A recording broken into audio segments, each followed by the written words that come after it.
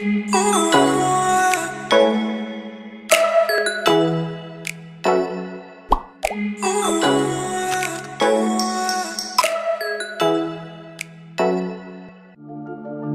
тушаалтан танаас хийл хахвал бэлэг шан харамч шаардвал яах ёстой вэ?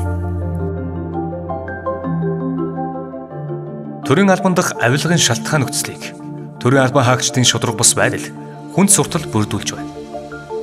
Төрийн албан хаагч албан үүргээ гүйцэтгэж байхдаа хүнд суртал, ширэгдэл гаргах, ёс суртахуунлаг бус айшлах, аливаа байдлаар хувийн ашиг сонирхол гаргах, хээл хахвал шан харамч шаардах буюу авилгын гэмт хэргийн шинжтэй үйлдэл гаргавал эргэн та авилгатай тэмцэх газарт мэдээлэл өгч гомдол гаргах бүрэн эрхтэй.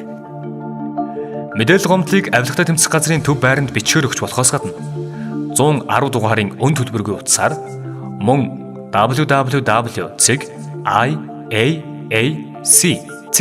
цахим хуудасаар өгч болно. Ингэснээр эргэн та төрийн албаны ил тод байдал, төрийн байгууллагуудын уялдаа холбоо, төрийн албан хаагчдын ёс зүй, харилцаа, хандлага, төрийн албаны хүнд сурталыг арилгахад хувь нэмрээ оруулж байгаа юм. Авилгатай тэмцэх газраас хүргэлээ.